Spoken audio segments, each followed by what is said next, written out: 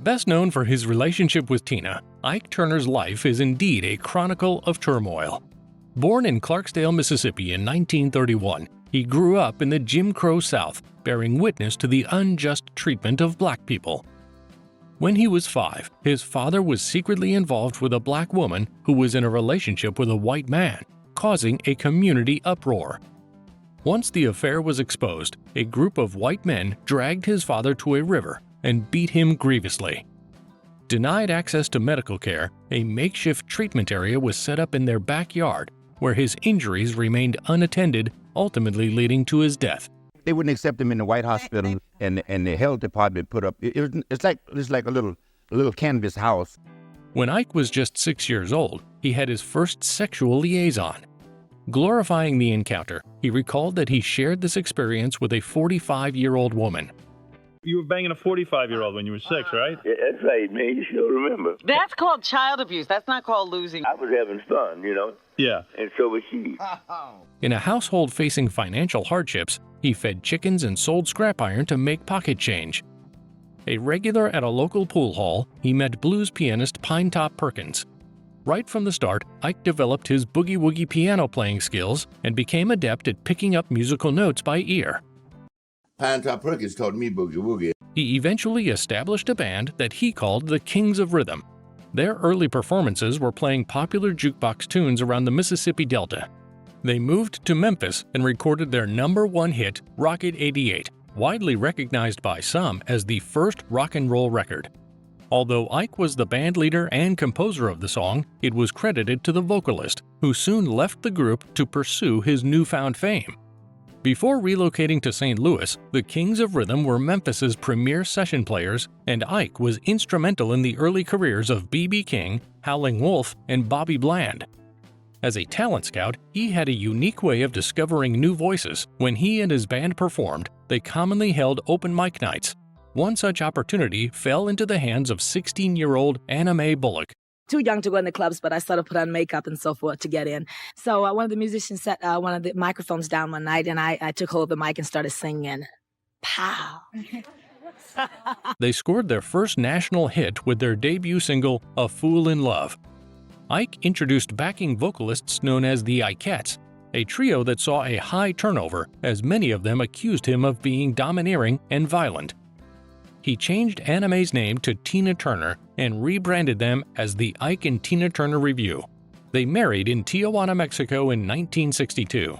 Tina gave birth to their first and only child together and raised Ike's other 2 children along with one of her own.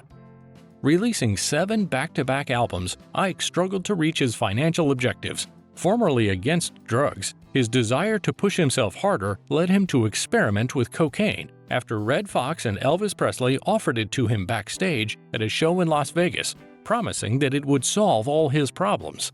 Within a week, he was hooked. To me, grass, heroin, cocaine, any kind of drugs was all drugs to me. If I found you with it, I would fire you. In 1966, he and Tina released one of their greatest hits, River Deep Mountain High. They surpassed their own success with Shake a Tail Feather and Proud Mary.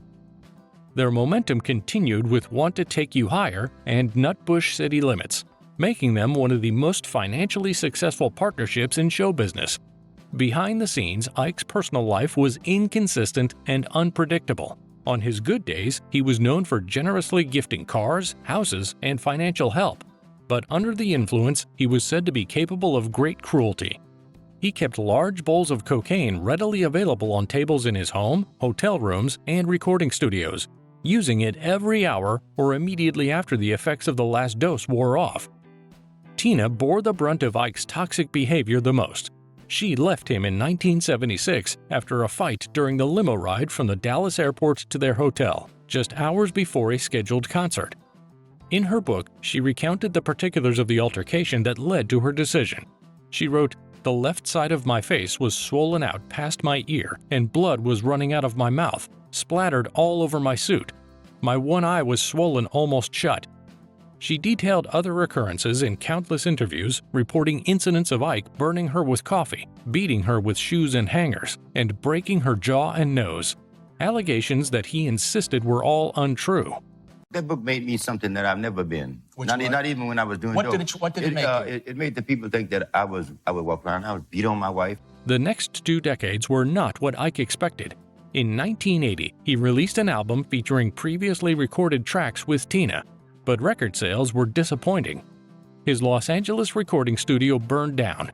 He was dropped from his record label, his properties were seized for tax evasion, and he was arrested 13 times for drug-related incidents, aggravated assault, and narcotics transportation. You wouldn't believe this, man. 13 times I've been arrested. Not once have they ever found me with any drugs. Not once. 13 times? Yes. It's a lot of times. Yeah. Months after this interview, he was arrested on new drug charges and sentenced to 4 years in prison, although most of his previous offenses had been dismissed or acquitted. While serving his time, he and Tina were jointly inducted into the Rock and Roll Hall of Fame. Tina was notably absent from the ceremony, and the award was accepted on their behalf. Forced to confront his addiction, he openly confessed to spending $11 million on cocaine. His time behind bars was the intervention he needed. But you know, that was a blessing in disguise to go to prison because I probably would be dead. All my friends are dead now. The 1993 film about Tina Turner's life depicted Ike as a womanizing, substance-addicted wife-beater. He contended that this portrayal was grossly inaccurate and damaged his reputation and career. He also disclosed that he and Tina were never officially married, but instead had a common-law marriage which required a formal divorce. We went down to Tijuana, Mexico. The guy, he asked us if we want to have a picture made. We told him, yeah. So he shot the picture. Now, when he brought the picture back in a frame, a cardboard, a little frame made out of paper, and it had marriage license written on it. We just acting stupid, man. After years of painful exile, Ike began a comeback by releasing albums, performing live, and publishing his autobiography in 1999.